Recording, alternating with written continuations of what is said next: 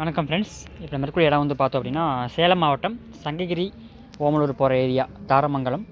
அங்கே வந்து மாரமங்கலத்தை பற்றின்னு சொல்லுவாங்க. அங்கே பஞ்சாயத்து தலைவர் அவரோட தோட்டம். இதுக்கு வந்து நமக்கு ஸ்டெம் இன்ஜெக்ஷன் கொடுத்துருந்தது ஆல்ரெடி.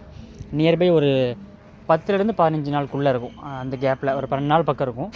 இது வந்து தேன் வாழை கற்பூரவள்ளின்னு சொல்லுவாங்க.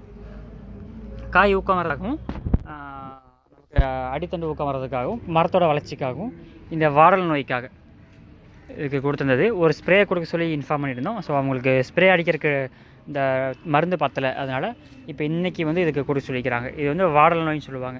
இது அதிகமாக தேன் வாழையில் மட்டும்தான் வரும் இந்த பிரச்சனை. சருகு நோய் வேறு, வாடல் நோய் வேறு.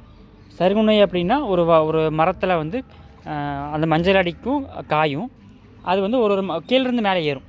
ஆனால் இதை பொறுத்த வரைக்கும் அப்படின்னு பார்த்தீங்கன்னா இது தண்டில் வரக்கூடிய பிரச்சனை. தண்டில் இருக்கக்கூடிய பனாமா வாடலைன்னு சொல்லுவாங்க. உள்ள தண்டிலேயே வந்து அழுகல் பிரச்சனை வரும். அதனால் நம்ம கொடுக்கக்கூடிய எந்த சத்தையோ உணவையோ தண்ணியை கூட அந்த மரம் எடுக்காமல் இந்த மாதிரி மாறும். இது ஒரு மிகப்பெரிய பிரச்சனை. தேன் வாழைக்கு மட்டும்தான் இது அதிகமாக வந்துக்கிட்டு இருக்கும். ஸோ இதை கண்ட்ரோல் பண்ணுறதுக்கு நீங்கள் ஸ்ப்ரே மூலியமாகவும் கீழே வந்து ட்ரிப்பு போட்டிருக்கீங்க அல்லது வாய்க்கால் பாசனம் அப்படின்னா வேரில் ஊற்றிடணும். எனக்கு வேருக்குள்ளே வரக்கூடிய ஒரு நோய் பிரச்சனை. ஸோ இந்த வேரில் இந்த மாதிரி ஹோல்ஸ் போட்டு ஊற்றினாலும் சரி, இல்லைனா வேரை சுற்றி தண்ணி கட்டி விட்டுட்டு ஊற்றணும். அப்படி ஊற்றக்கூடாது. ஒரு ஸ்ப்ரே கண்டிப்பாக கொடுத்தாகணும். ஏன்னா இலை மூலியமாக கொடுத்தா தான் இந்த அரெஸ்ட் பண்ண முடியும். காய் தேக்க வரதுக்கோ சேர்ந்து கொடுத்துக்கலாம். இல்லைனா மரம் எந்த மாதிரி ஆகணும், இந்த மாதிரி பட்டு போயிடும். அந்த மரமே போயிடும் டோட்டலாக. காய் வெட்டவும் முடியாது. இந்த மாதிரி கொடுத்துக்கலாம். நம்ம வரக்கு முன்னாடி காப்பாற்றுறது ரொம்ப நல்லது. சப்போஸ் வந்துருச்சுன்னா எந்த மாதிரி ஆகுதுன்னு பாருங்கள். இந்த மாதிரி ஆகும், தெரியுதுங்களா?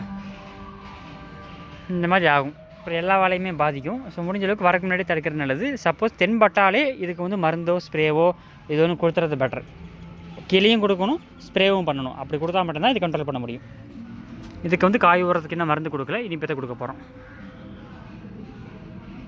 ஒரே ஒரு டோஸ் மட்டும் ஊசி போட்டிருக்கு.